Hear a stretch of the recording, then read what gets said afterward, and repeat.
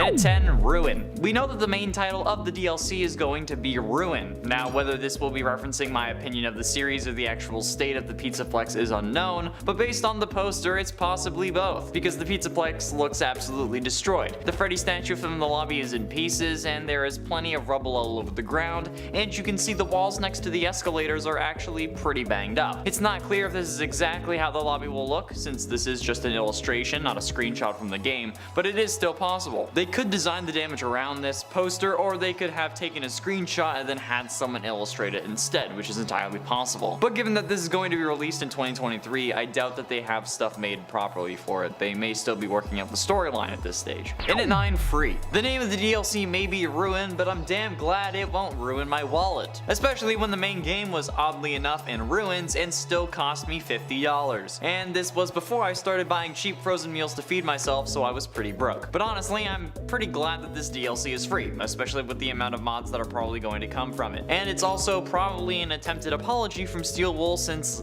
like I said, the original game was so busted and unfinished when it originally came out. Did you know that despite being incomplete, the original game uncompressed was 86 gigabytes? That's a bigger game size than Skyrim, for God's sakes. That's around the game size, or like a file size, or maybe even a little more than Grand Theft Auto 5. That's absolutely insane. And now it's around 62 uncompressed, which is nicer, and it's 41 compressed. But still, goddamn, that's a lot for not that big of a game when you really think about it. And at 8, 2023. Yes, as I said earlier, the DLC will not be releasing until 2023, which is unfortunate, but it could actually be a good thing. Firstly, it gives me at least another 8 months of DLC themed content before it actually releases, if it is released in January and then the hype dies down for it. But it could also mean that the DLC will be even bigger and better than any previous one, like adding just a couple of more nightmare animatronics or a couple of more levels. However, this also raises the question of, is this the case, or are they just taking their sweet time because all of this is a free DLC? Like, can we really expect to play something huge for free? I doubt it. Like, the only reason it might be free though is because it's affiliated with Scott. But after Scott stepping down, I don't really know how Steel Wool would handle this kind of thing if they were doing it on their own, so I can't really say for sure. And at 7, Fixes. Okay, I think it's safe to say that everyone who has played this game, either online or on their own, has experienced some form of glitch, or most likely multiple glitches. Markiplier experienced so many that there's actually a compilation of every time he ran into one. matpat ran into glitches, Eddie VR and Juicy ran into glitches, even I did. I ended up glitching myself back into the daycare, for crying out loud, not even intentionally. And not to mention the whole a load of areas don't like to load, and the animatronic AI, let's face it, isn't the best. So I think we're due for some bug fixes. And while they may have updated things a bit to improve the performance, I just played it last week and had some serious issues. So I think that if we're getting a DLC, especially one we may have to pay for, that we are going to need some bug fixes. Although there is no way that we should actually have to pay for these bug fixes. Hell, we shouldn't even have to pay for a DLC if it's just putting the rest of the originally intended game into our game. But I have a feeling that we are going to have to pay for that. And at 6, New Ending. While yes, we already do have a canon ending to the game, I feel like there are other things going on, alright? Having a canon ending doesn't discount additional endings from being added, since they could help indicate to us what's going on in this game, or give us something else that could just be a fun thing to achieve, like a joke ending of sorts that gives us something to laugh about. Like if we got an ending that ended up just being the ending from FNAF 1, or Henry's speech from FNAF 6, just something fun that would also make sense, since if it doesn't, we all know for a fact that we would go absolutely ballistic and tear it to shreds. Or maybe we could get an ending where William Afton actually dies, even if it's not the canon one, so I can finally sleep soundly at night. Like, they have the death animations, right? Like, might as well put them to good use. Plus, him dying could be like my alarm in the morning, or like the lullaby I play to fall asleep, as long as it's not a jump scare noise. Because waking up to a jump scare may be a good way to make sure that you don't go back to sleep, but I'm kind of off the whole self-torture thing for the sake of everyone else. Yeah, been there, done that. No thanks. Halfway through into number 5, antagonist. We've played as the antagonist before. However, the player we were was only an antagonist in the next game, not in the game that we were playing. Meaning that this time we could be playing as an actual antagonist. I mean, Chica being in the poster either means that there is a connection or we're just being messed with. And recently I think we're always being messed with, so I'm gonna go with that. Meaning that this little girl could possibly be Vanny. I mean, we know that Vanny does have a spirit within the building as we see in the rooftop ending, but could we actually be playing as her child spirit? I mean, it's possible. It wouldn't be the wildest thing that FNAF has ever done. Additionally, I mean, we could be the spirit found in Princess Quest because, like, come on, would that really be out of the question? At this point, I'm pretty sure Princess Quest is destroyed, so maybe it released something. It's not out of the question. It's unlikely, but it's not impossible. Okay, there's a difference there. It would explain why she's in black and white unless there's, like, light on her. So, in at 4, Chica's Revenge. Chica being on the poster though is not necessarily just for a distraction. It could be that it is meant to indicate that Chica is the reason all of this is happening. And honestly, after Niagara Falls Comic Con, I wouldn't put it past Chica. That's right, I'm still mad about it. I mean, after all this, it could be some form of twisted revenge for Gregory dismantling her in an attempt to escape originally. So could this girl be a manifestation of Susie as an attempt to gain our trust and inevitably kill us? Or at least try to, at the very least, because, like, I mean, to be fair, if we think about it, we aren't going to kill Gregory or get Gregory killed, since after all, he does still need to make it up to the hill at the end of the Afton ending. So unless that happens and then he comes back, which seems unlikely given the help me text on the monitor and the fact that he just swore he would never do that, I feel like this is kind of possible. So could this all just be a manifestation trying to gain our trust? Probably not, but the more Chica, the happier I am. Usually. Getting close to the end of number 3, Client 46. Could this new blonde girl actually be Client 46? The mysterious therapy client who never speaks, but we all thought was Gregory, or at least some of us, most of us thought was Gregory. I mean, honestly, it could make a lot of sense. It would explain why 46 would be talking to Vanny despite Gregory being afraid of Vanessa. It would explain how they could hack the animatronics but not be able to stop them by hacking them again like Gregory could have. It would explain how their home life was great despite their accounts of the past, since after all, Gregory does end up sleeping in a cardboard box. And it makes a lot more sense than he's a time traveler and the tragedy just hasn't happened yet. It would also explain why we never hear 46 talk, because it's a girl, and it would just make us think that it's Vanny or Vanessa instead of it being someone we hadn't seen before. Client 46 was a kid, as evidenced by multiple recordings, and they would be immune to the deaths of her therapist if she was talking to Vanny, but who could this mysterious girl be? But ultimately, in at number 2, Ghost. While yes, this girl could be 46, it's also possible that she is Elizabeth Afton, either as a ghost, which if she is 46 wouldn't really make sense, or she could be possessed by Elizabeth Afton's spirit. If we take a look at the blob, which does include Circus Baby, her eyes aren't lit anymore, meaning that the spirit is no longer in there. And considering how Afton's body still somehow survived, and we think that Michael managed to make his way into Glamrock Freddy, it would make sense that Elizabeth's spirit would survive as well, especially if she wanted to stick around to keep trying to impress dear old dad. Since in a previous video we came to the conclusion that Remnant can only be burned away if the spirit wants to be set free, or rather the burning doesn't really do anything and they're only released if they get their unfinished business completed, like the original Missing Children in the Happiest Day minigame getting that party. Elizabeth could be sent to gain Gregory's trust and then defeat him like she did in Sister Location, or maybe she's there to find her brother. And finally, in at number 1, Great Escape. The final potential plot would be a great escape story, where this blonde girl has come to the rescue of Gregory or has been released because she was trapped, and now she has to make a break for it while the building collapses around her. Will she save Gregory or will she only save herself? Multiple endings are not out of the question and kind of expected at this point, with one of them, the most difficult, seemingly being the true ending, but who knows? Maybe none of these are right and we're all reading into this idea way too much, and our expectations are just going to ruin this DLC for us. That's right. I made the joke. You thought I was done making cringy jokes and puns. Hell to the no. I will always try and make terrible messages and jokes because that's just what I do. No matter where I am, terrible, unrelated, possibly offensive jokes are always being made. In its end, mini games. I think that while yes, minigames in the context of this game don't really make sense, a separate area that could perhaps take place before the main game, like during that day, would be interesting. Where we explore the Pizzaplex while it's in day mode, and something like that would be really cool. Like being able to actually see the entire Pizzaplex without all those damn security bots and, you know, the risk of death. And we'd be able to play all the various minigames too. Like we could play the golf and laser tag and bowling and do whatever we actually wanted to do. It would be incredibly fun, and honestly, combine this with the next number and we'd have one hell of a game. Plus, playing Gator Golf on an arcade machine is totally different than playing golf on the actual Monty course. I don't think the two courses are the same, which is unfortunate because the one in the actual Monty Golf area looks awesome. Kind of want that in real life, if I'm being honest. Is there like one of those like Golf with Friends? Is there like a custom map that is the Monty Gator Golf from the Pizzaplex? Because I'd play that. I don't have any friends. In at Night multiplayer.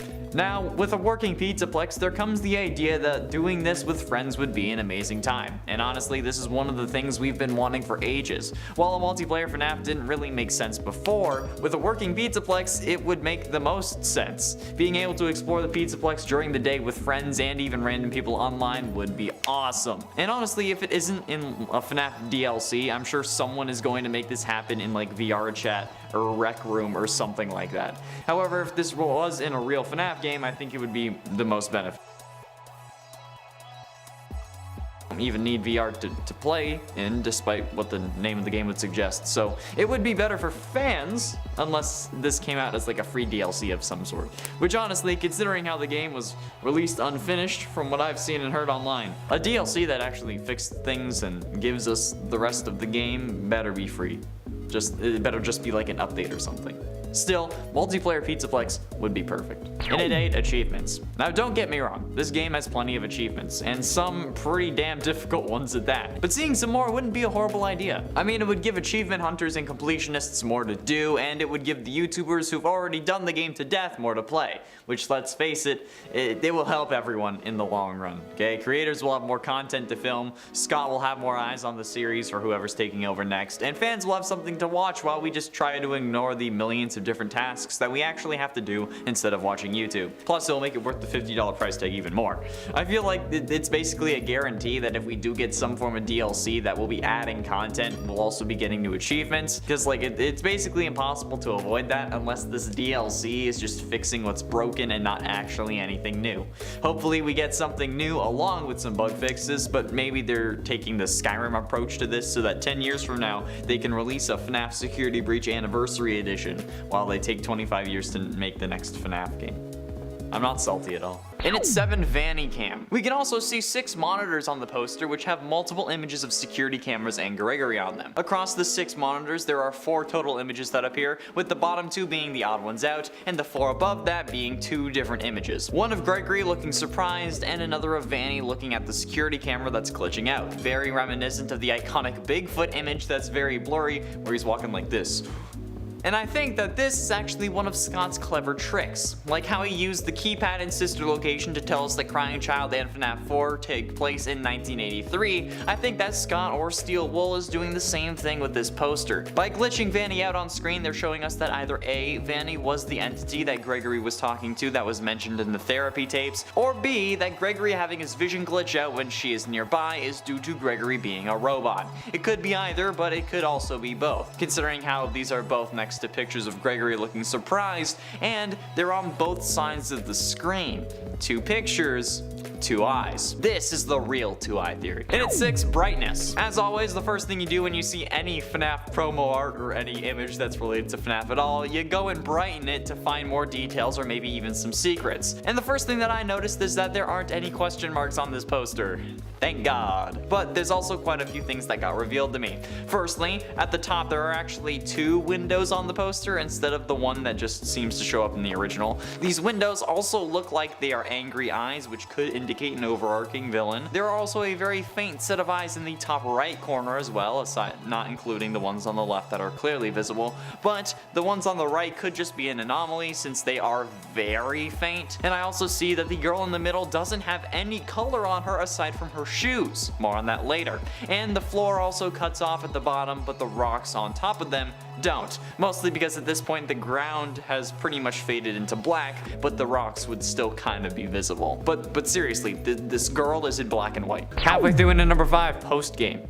Honestly, I'm fine with the DLC taking place post-game, and it would make the most sense. However, I don't want to see a post-game DLC where you can't save the entire time. And that's what I fear the most when it comes to Security Breach, okay? If we're getting a whole new section of the game, basically a new game in and of itself, we'd better be able to save throughout it, which Steel Wool might see as actually compromising the intended difficulty of the post-game, so I don't know what they're going to do. I had to put it out there again. If this is going to be some post-game DLC, you need to make sure that saving is allowed, even if the save spots are only available like in the sections pertaining to the DLC while the DLC is active or something like that, because otherwise it's going to be too much of a pain in the ass to actually get through. And I don't know how many people will actually want to play it if it's that way. Rather, they'd probably end up just wanting to watch someone else play it, which is fine if the person you're watching play it is me. And at 4, questions. When we get this DLC, if they do end up making one at least, I don't want to be left with more questions than we had at the end of the main game, alright? Scott loves to clear things up from previous games with the next one, and a DLC is a perfect way to do this. And he did this with FNAF VR and its Curse of Dreadbear DLC, with confirming that Glitch Trap was meant to be acted. So, if we come out of this DLC with more questions than answers, while in typical FNAF fashion, I'm still not going to be a happy overnight camper. Like, bro, can you just like throw us a bone once and tell us like one of the big mysteries we have, or give us answers for that, like how Gregory and Vanessa know each other seemingly, or if Gregory is a robot, or who Client 46 is. Please, just give me that instead of questions, and I'll be happy.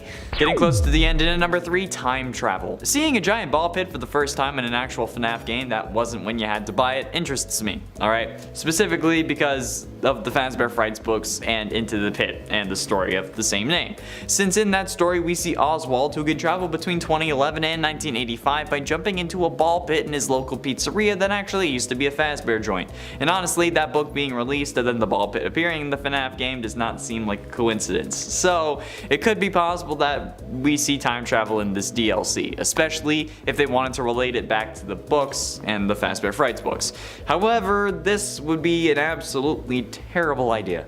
Okay, I have once said that this could be a great way to change between in-game times. However, the whole day and night mechanic isn't a thing in the game. So unless they introduce that with this time-traveling ball pit, or one of the ball pits being able to time travel, it would be a bit much. And honestly, it would probably ruin the DLC, if that's the thing. So if you're gonna make like a day as well as a night, then okay, I'll allow it, but if you're not introducing that, there's no point in a time-traveling ball pit. And ultimately, in at number 2, more Pizzaplex. Okay, so the Pizzaplex is already pretty damn big. It's confusing to get the places you need to go. There are a couple shortcuts, but it is still difficult to get to certain places. I personally end up going probably the most complicated ways to get back to the main atrium and the like, because I can't be bothered trying to find my way around. But going through the Rockstar row vents to get down to parts and service through Roxy's room is the one way I know works.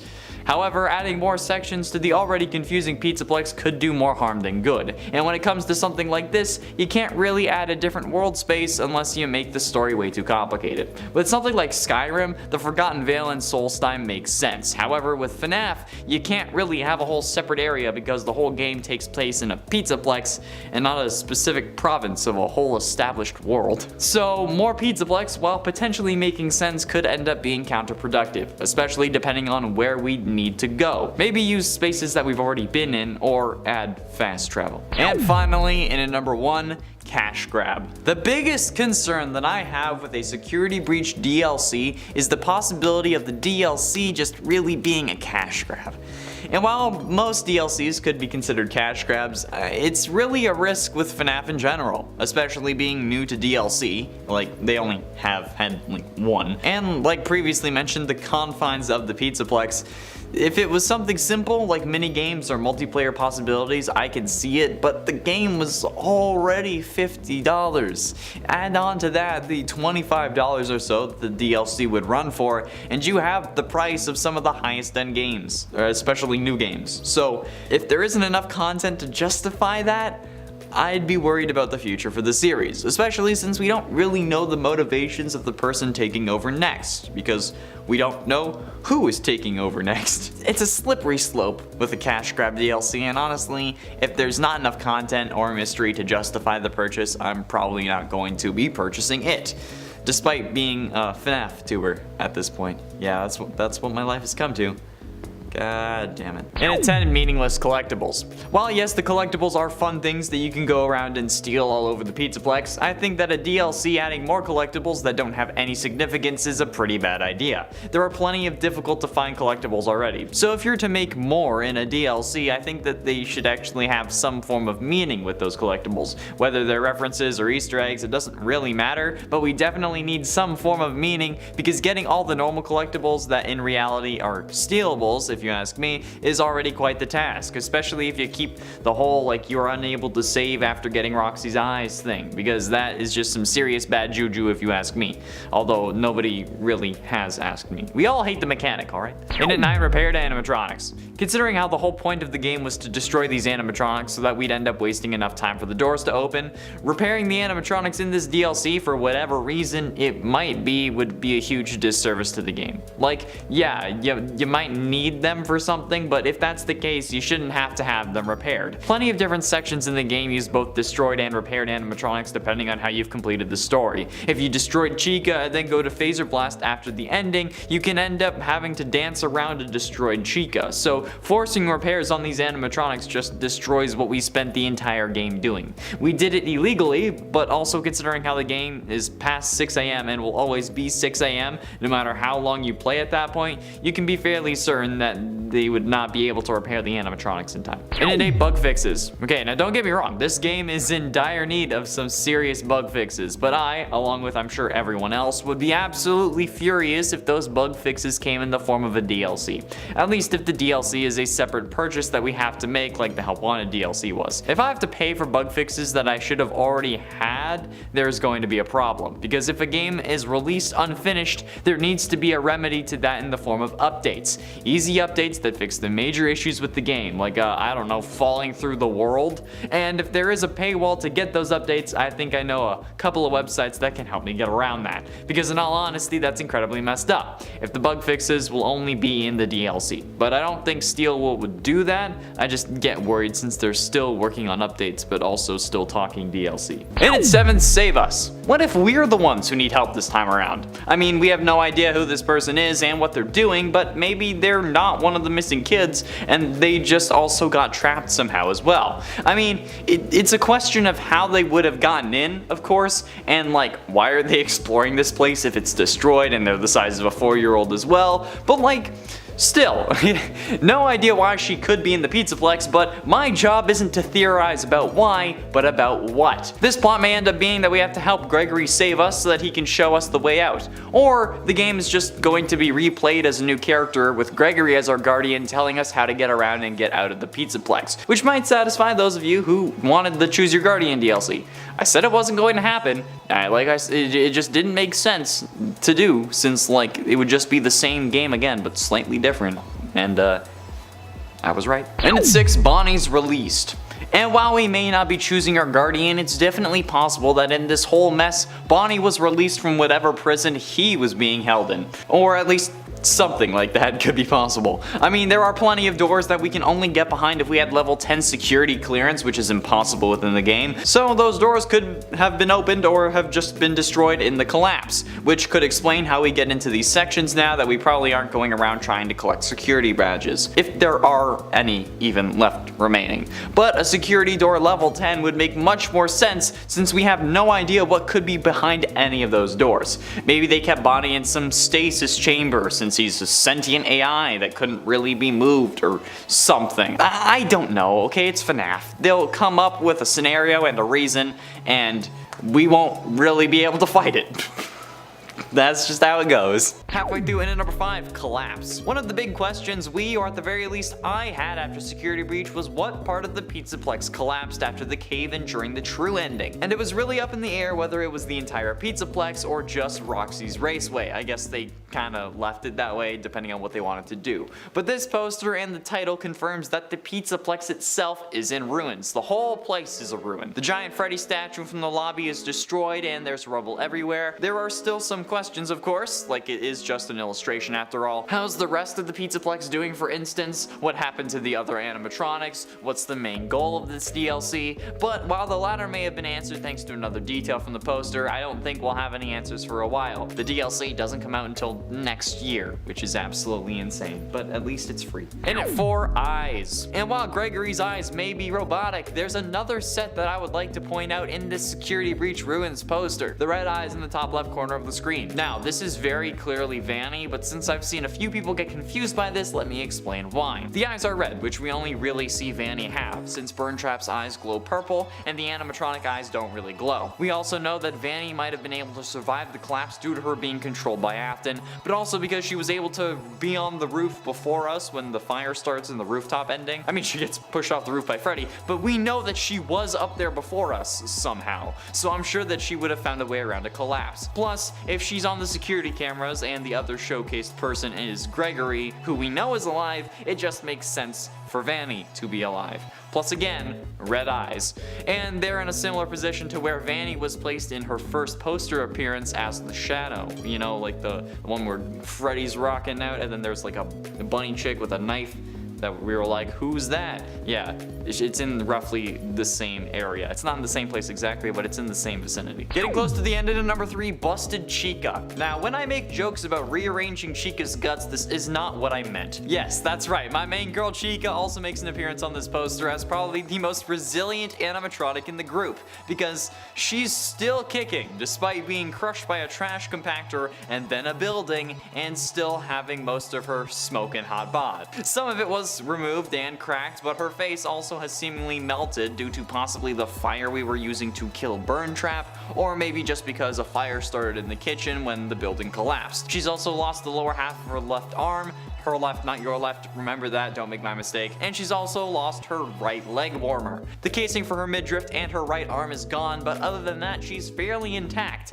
at least compared to Monty. Also, interestingly enough, only Chica's white face melted, meaning that it looks like someone, spilt frosting all over her face. I guess that takes the term busted to a whole new level. But ultimately, in at number 2, Help Me. Very reminiscent of the Save Them minigame from the earlier FNAF games. I'm pretty sure it's FNAF 2. You can see Gregory's face on the bottom left monitor with the phrase "Help Me" _ written in green lettering. This seems to me to indicate that we may have a potential plot idea brewing where we need to save Gregory and Freddy after the collapse of the Pizzaplex, but we know that Gregory and Freddy sit on the hill in the final shot alone in the true ending, meaning that if we do end up having to save him, our player character will most likely die in the process. This also means that we will not be playing as Gregory, but more on that in a moment. The underscore here could also be another indication of Gregory being a robot, but it could also potentially just be a reference to a file within the main game or within the DLC that could contain some secret information. But I have no idea if that's true, that's just speculation for the time being. I'm gonna have to look in through the actual Security Breach game files before the game comes out to see if there was an update that added one of those files, since underscores are primarily used for putting spaces in file names without actually needing spaces. Or it just could be that we need help in this case. Finally, in at number 1, Blondie. We do also see a new character on this poster, one we have never seen before. The little blonde girl holding the flashlight that is illuminating this entire scene.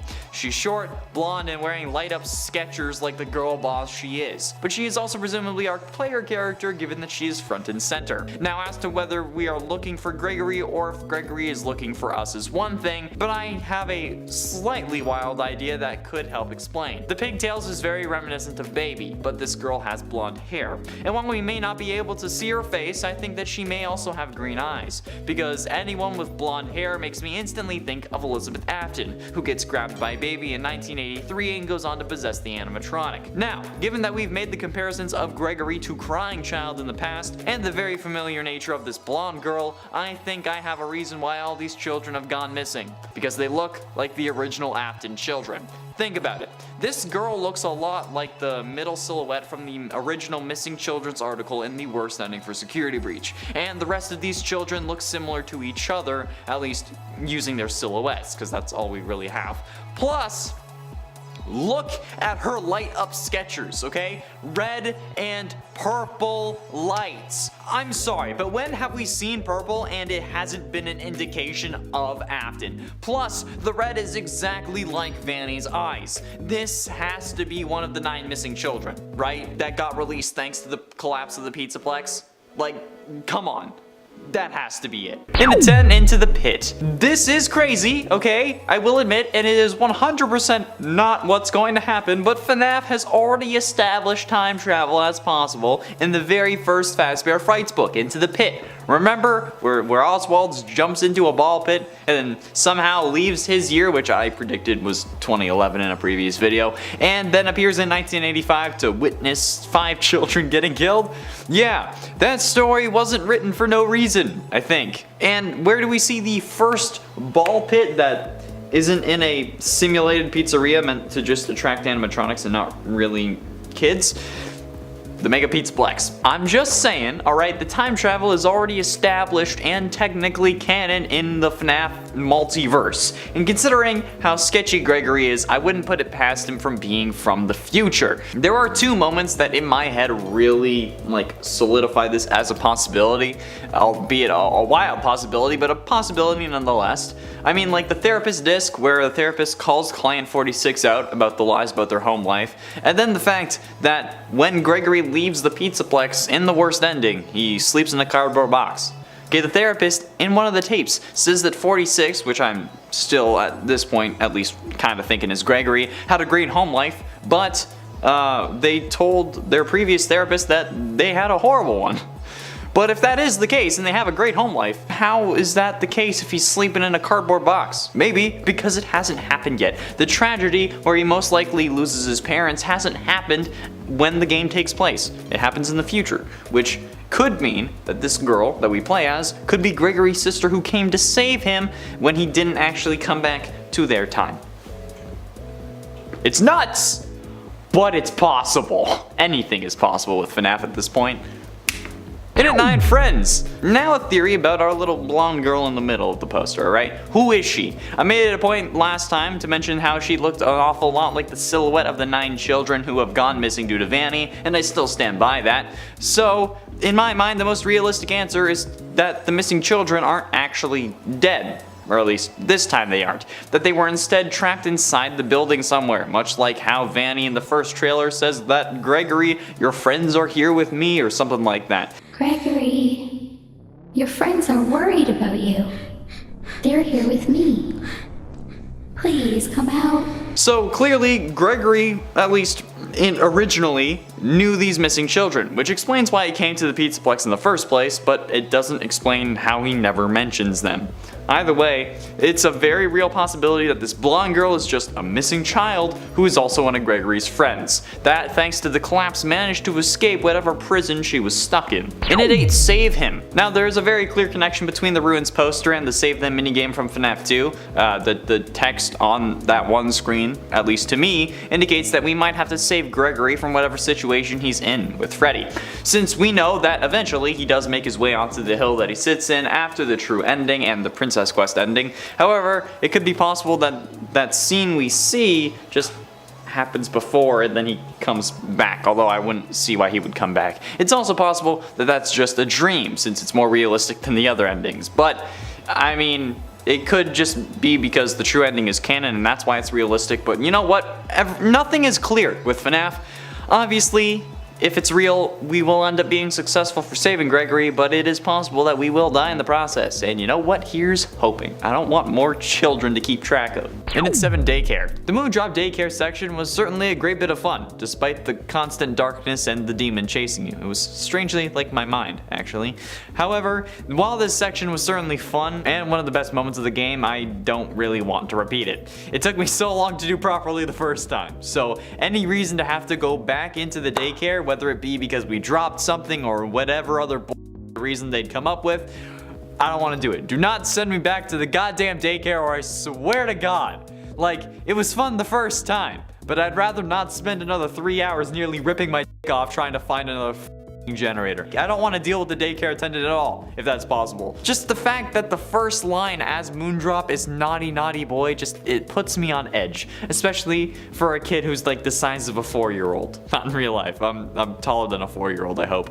Like, okay, look, it's just setting off all kinds of radars, alright? And it's 6 post-credits. While yes, I said another ending would be nice in another video, having any post-credit scenes should really be saved for the next full game, especially since we don't know where the next IP owner will be going with this series. So I'd like to leave the endings where they are, and any DLC should take place before the game starts or after 6 AM hits, since 6 AM seems to be the most logical time for any serious change to happen, since employees would be starting to come back and prepare for the day. So things like additional areas or attractions opening would make sense. Basically, the daytime protocols would activate. Or it could be like a DLC starts if you go to the main stage when Vanessa asks you to when you're trying to leave. When you're trying to get to the main doors while the daycare attendant's chasing you and she says, oh, come to the main stage. Yeah, that could do that. And it could start like a whole new story kind of mission with, wait for it, autosaves. That would be amazing.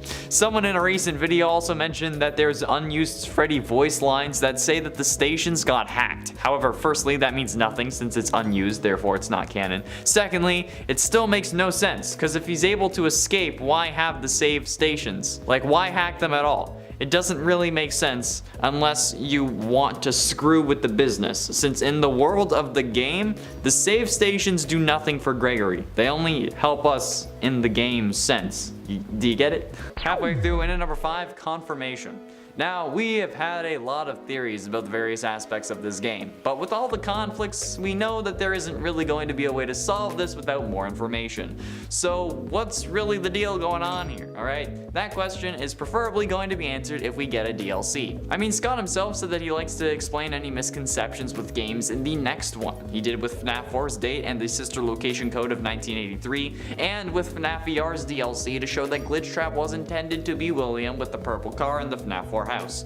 So, we could reasonably see some confirmation of some ideas in a Security Breach DLC. Preferably the question of what's the relationship between Vanessa and Gregory, or if Gregory is meant to be a robot and or crying child. Those are probably some of the biggest questions that we really have and would help us solve some of the other issues. Because let's face it, how William came back yet again is of little consequence, and so are various other questions. The biggest ones that we have are about the pro and antagonists.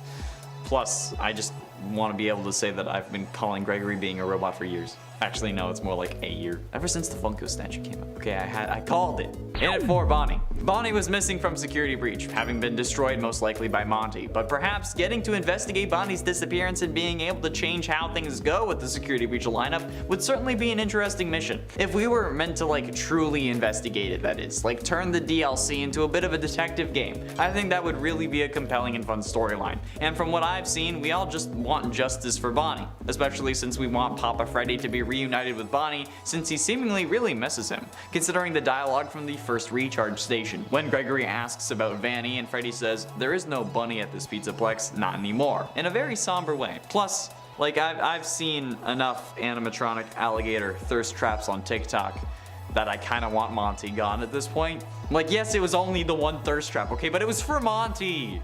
That's rough, man. I don't need that. One is too many. Oh, why do we live in a world where animatronic alligator thirst trap makes sense? Getting close to the end in number 3, post-game saving. Please, for the love of God, let us save the damn game after we beat it. Especially if the DLC has some decent story to it that involves us probably dying a bunch. Because I would rather not have to go through the whole 8-hour game again just to be able to play the DLC and be able to save. That's kind of insane. This is one of my biggest issues with the game. I get that it was for balancing purposes, but for real, this is something that needs to change. Freddy's power isn't even that good, so that alone can balance the whole he can see everything issue. Because his battery, even with the 2 upgrades, is trash. So for the love of God, please update the game to allow us to save or make it a feature in the new DLC. Even if it's like an option that we can enable in the menu or settings or something so that it can be our decision. Because I'm horrible at games, so I need to save. Especially since we can't save anywhere. okay? We have to go to specific places to save, so that helps balance it too. Please. Penultimately, in at number 2, Chica's Feeding Frenzy. The arcade conspiracy gets its name from one of the duffel bags that you can find where we learn about something else that seems to be going on here. Quote from this arcade conspiracy note. Exit interview. They're working together. The arcades. They're hiding something. The glitches. Glitch them all at the same time, then the princess will recognize me. She's testing me. I am not yet worthy. The others are protecting it. Let me stay. I am so close. Just one more night, please. I can save the princess. Now it's clear that this seems to be referring to the Princess Quest games, however it doesn't seem like we have to glitch the Princess Quest games in order to win. We just have to beat them in order from 1 to 3 and then boom, we save Vanny. So what could this mean? Well, there are 3 other arcade machines that seem to be having mysterious glitches as well. The Balloon Boy World game that you can find in the theater, well in a secret room in the theater, Chica's Feeding Frenzy which won't turn off even when unplugged that you can find in the bakery, and Monty Golf a arcade that according to its duffel bag shouldn't be in the mini golf area, but is. However, while you can play both Balloon Boy World and the Monty Golf game, Chica's Feeding Frenzy isn't an arcade cabinet. You can only access it using a mod that lets you cheat it in from the main menu. So adding this to the game could mean that there's something bigger going on than a simple DLC, which I would love. And finally, in at number 1, level 10 security access. Now, the highest level of security access that you can get is level 8. This just requires you to do every one of the little security room minigames. However, with level 8 being the highest you can actually achieve, it begs the question, why are there doors with level 10 security? Because if it's impossible to achieve, what's the point of giving them a security level at all? There are plenty of other doors in the game that are locked or out of order that don't open at all. So why not just make the doors that would have been level 10 just unopenable, okay? That seems more efficient to me. I don't have to walk up and get a giant thing on my screen that says level 10 access required. But, like, the thing is, they could be saving these areas for a potential DLC that would end up having to add 2 more security passes. Since if you actually end up no-clipping through the doors with level 10 access, there is nothing behind them at all. It would be nice to get some additional areas in a DLC, and like a separate area seems a bit unrealistic. This isn't Skyrim where you can add like a whole new world space or a dimension, so these level 10 areas would give us that extra sense of new content while also expanding the Pizza Flex in a reasonable way. We'd need 2 more security minigames though, which would have to be in additional areas, but I mean, hey, I'm willing to take that. Firstly, based off of what we're expressly told in-game, it could actually be possible. All we really know is that Bonnie ended up going into Monty Golf around 4 AM and then that was the last place he was seen. Quote from the duffel bag, security report, 12:24 AM. Bonnie is seen leaving his green room in Rockstar Row heading east towards the atrium. 2:40 AM. Bonnie enters the East Arcade. 4:12 AM. Bonnie enters Monty Golf.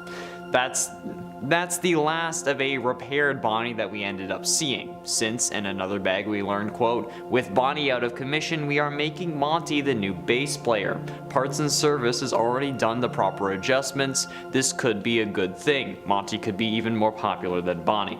Which, in combination to the fact that Bonnie was last seen in Monty Golf, suggests that Monty is the culprit behind Bonnie's destruction. Which is odd, in my opinion, because like we know Monty loves smashing things, so like that's not the weird part about this. My thought is, where was Monty chilling before he moved into Rockstar Row? Like, we don't see any real living quarters in Monty Golf, and the only other animatronics that we see outside of the core 4 is the daycare attendant who has his own room above the ball pit. So, where could Monty have been staying if not in Rockstar Row? Anyway, if Monty is to blame for the destruction of Bonnie, we could see Bonnie come back in the DLC. But unfortunately, it wouldn't be really to get revenge on Monty, since we see that Monty does indeed face justice. At least, justice if he was guilty for the crimes. And if not, then it was just destruction. There is another theory, however, that could counter this point if it's true. The idea that Glamrock Bonnie's endo was used to create the new body that Afton inhabits in the true ending, Burn Trap. Now, we've covered this in another video, link to that is in the iCard, but in that video we came to the conclusion that the entire endo wasn't used, since the shoulders on Burn Trap aren't wide enough compared to the male Glamrock endos. and the fact that Afton's muscle fibers, or nerves, again, still not quite sure what they are still connected, would prove that it's the old suit. But there are sections where the fibers are blocked, like on the left foot and left arm. Both things that he was missing, or were more damaged at the time, while in his scrap trap form, seemingly suggesting that perhaps these specific parts came from Glamrock Bonnie instead of the whole endoskeleton. Maybe they were the only parts that they could use after Monty had his fun. Maybe they cut Monty off from destroying the rest of him, hence why he starts smashing his green room. We're not sure, and frankly the latter is just speculation, but it's still interesting. Originally, I was against the whole Glamrock Bonnie endoskeleton thing because, well, frankly, the body in the suit kind of disproved it for me. But I think I might have found a way to make it work. Like I said, looking at the model, I'm still not 100% sure. But if this was the Glamrock Bonnie endo, again, it would need to have broader shoulders, and actually it would need to be shorter. Unless they're like using the female endo for Bonnie, which wouldn't really make sense, so I don't think that they would, especially if they're gonna give Bonnie shoulder pads. But I mean, like, even if we scale them so they're the same height, the endos, when posed the same way, and I'm comparing to like an actual endo, not the Glamrock Bonnie fan art, they still don't line up. And I mean, there are similarities between the two, of course, but there aren't enough where I can even call this above 50%. There are also issues of, again, the muscles being woven throughout the body. If it was just the head, I would understand, since they could have just put the old head on a new endo body, but with the muscles throughout the rest of the endo, that's too intricate to have been placed there. Even if they were, they would be dangling. They would just be hanging out, unless they had been stuck there, like, with super glue. Because, like, they were deep in there, because, you know, he was shoved full of machine parts. So yeah, if Afton was going to transfer his head to a new endo, it wouldn't come with the rest of the body bits.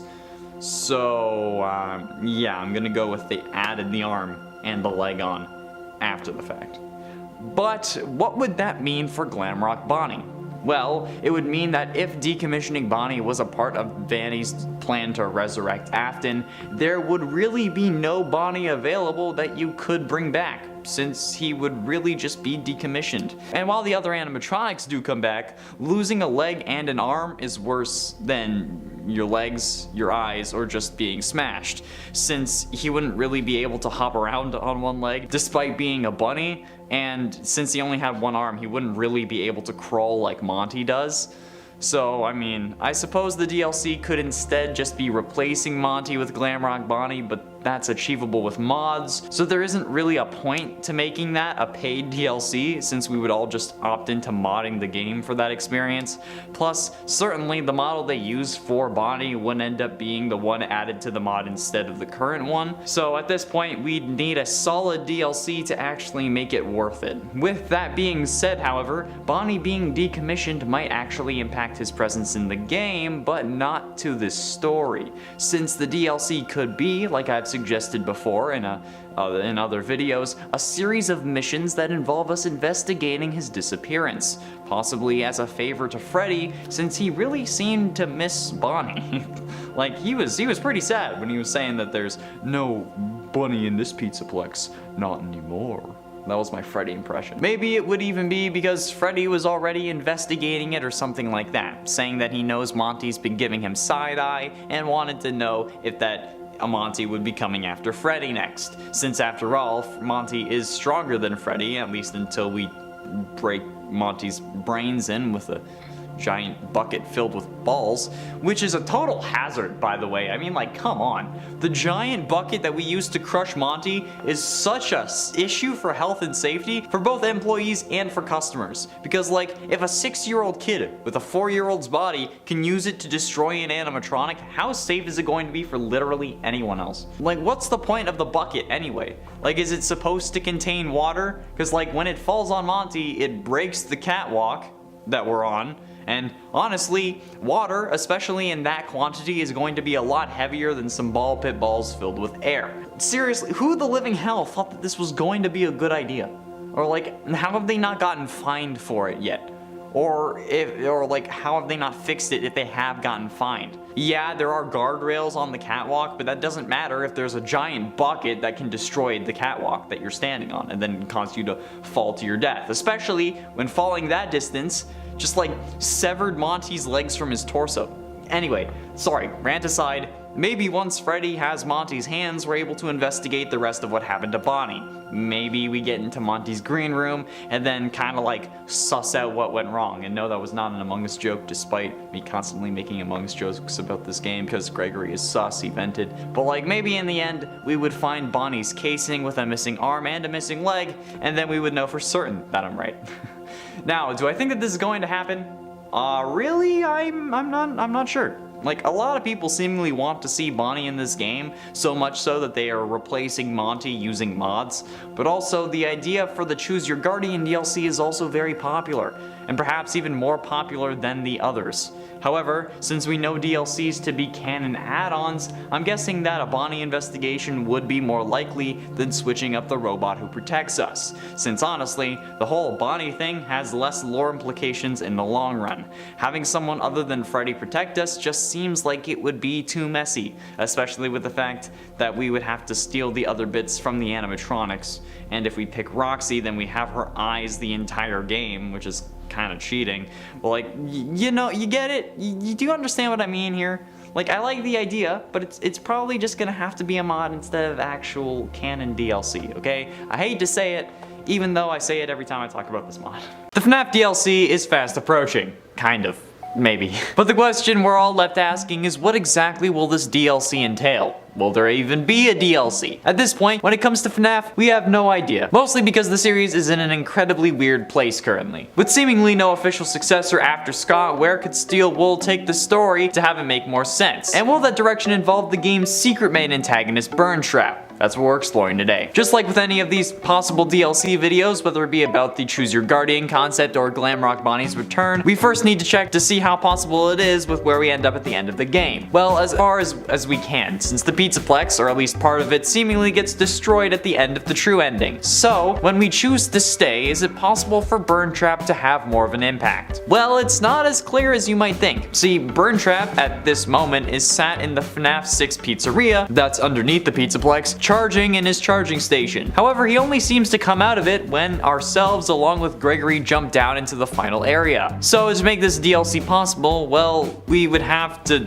have him wake up for some other reason. Now technically it's unknown if when we drop down Afton ironically wakes up at the same time or if we triggered it somehow, but given that it's FNAF, I'm guessing that us triggering it is more probable and more in line with what the series story was intended to be. So for this DLC to include him, Afton would need to wake up for some other reason, be it maybe a power surge or something that messed with his power supply or potentially gave him a boost that he needed to get out of the charger early. Now that Afton is out of his charger for whatever reason, assuming that that's where the story goes, what could the possible DLC stories be? Well, I'm guessing that Springtrap would somehow be able to get back into the Pizzaplex, despite Freddy telling Gregory that the elevator would only be good for one trip. But who knows, maybe that's because of Gregory and Freddy's weight combined or something like that. Maybe with just Afton in it, it would be able to make more than one trip, since after all it is how the animatronics were getting down to dig the tunnel in the first place, right? Anyways, Afton probably would get back up and then start roaming around the Pizzaplex, probably corrupting anything that he could. This would probably lead to another ending where we would either defeat Springtrap in the Pizzaplex or then maybe have to lure him back down into the basement. But in my eyes, in my mind, I think that we should have to lure him down to the parts and service room. Mostly because Vanessa told us to come to the main stage once we got into the elevator when trying to escape after you get Roxy's eyes. But if you listen to Vanessa, then go check the stage. There's nothing there for you. It just seems to be a time waster so that Moondrop has a better chance of getting you. But in my eyes, this seems like more of a game mechanic thing than an in-game thing. Like in the game universe, all he would need to do to catch you is just make it to you instead of waiting until it's exactly 1 hour. So there would have to be some reason that she called you there in the first place, right? Well, maybe it's because that's where Springtrap was, and now we gotta bring him down to parts and service to dismantle him and end his spree for good. Maybe we can get some main antagonist action where the animatronics roaming the Pizzaplex are instead replaced with the main villains of Springtrap and Vanny. Kind of like Nightmare Fredbear, Nightmare, or Nightmarion style, since those characters also replaced all of the villains in FNAF 4 when they were out. This would definitely make Vanny and Springtrap seem more powerful and important than the other animatronics, especially if this only happened once we destroyed all three, since then we would assume that they were kind of tossed aside or forgotten since they didn't really work anymore. And I think that this would also help Springtrap be more menacing, because honestly, looking at him, this is the scariest design for Afton yet. This is the most terrifying version of Springtrap that we have ever had, and we don't actually have to or get to interact with him directly. We don't have a reason to really be scared of him. He doesn't chase us, he doesn't have any real power over us, we burn him from a distance through monitors while pressing buttons, and he only tries to take control over Freddy instead of coming after us, which is what helped us think of this character as a waste. But having him chase us around the Pizzaplex would be an excellent way of making him more unique and terrifying, especially if periodically he would cause us to be forced out of Freddy while trying to take him over, and the only way that we could save Freddy would be maybe to press another button at a save station, or maybe try to activate a save station or something like that, something that could possibly jam Afton's frequency or signal or something along those lines. Making Afton a bigger villain would definitely be a better way to go in my eyes, because this man was underused and really kind of wasted in this way, especially if they do decide to kill him off permanently, since now he's just sentient code after having his soul burnt out of FNAF 6's fire. But having him chase us around the Pizzaplex and making the Freddy mech useless at times and really just being a horrifying antagonist would really help sell how terrifying this version was intended to be, and something I feel should have been in the base game, since, you know, he's the most iconic character in the entirety of the FNAF series, you know, purple guy, the main killer, something that was teased in the very first trailer and then yet maybe had 5 minutes of screen time, unless you're bad at the game like I am, and then in that case he had like 30 minutes to an hour of screen time. And don't even get me started on how horrible his death was, if that was even a death. Killing this man off screen is probably the rudest thing I think Scott could do to me. Like, I want to see this man, and this man being William, die. I want to be the one who causes it. I want to see the light leave his eyes. I want to see that last bit of code float into the air with his demonic purple eyes and then dissipate. Okay, I want to watch him suffer. It's the least that he deserves. Plus, with Springtrap and Vanny roaming the Pizzaplex, maybe we could actually figure out what happened to those other missing kids that potentially drew us to the Pizzaplex to begin with. I mean, Vanny says in the first trailer that they're supposed to be our friends, right? Like, I don't know, maybe she got to Gregory's orphanage, or like kind of like raided it with a bunch of animatronics. Man, like a World of Warcraft raid, but with animatronics. I don't know. Like, maybe this is the way that Vanny's room above Phaser Blast would be open for closer inspection without the Phaser Blast ending button. Maybe there's an additional secret room or duffel bag or like a present with some story lore that points to what really happened to those kids, and then we can actually go and try and figure it out. If they were killed maybe, or kidnapped, or used to fuel Afton. I mean, this could be a really good way for the story to really establish itself, since, you know, the game was released unfinished despite being a couple years late. Maybe something like this was always intended, but since there were so many delays, we had to deal with an underused and hardly terrifying antagonist despite the ability to make him so much more. But then again, maybe I'm just enthusiastic and expecting too much from these games, which may or may not be a bad thing. There we have it, friends. Will we see Springtrap in the FNAF Security Breach DLC? I honestly think that it's possible, and it would make much more sense than any other character we've talked about. And I hope that we get more with this character, because he's the first version of Afton that actually scares me. Like, if that chased me, I'd actually be scared to play this game.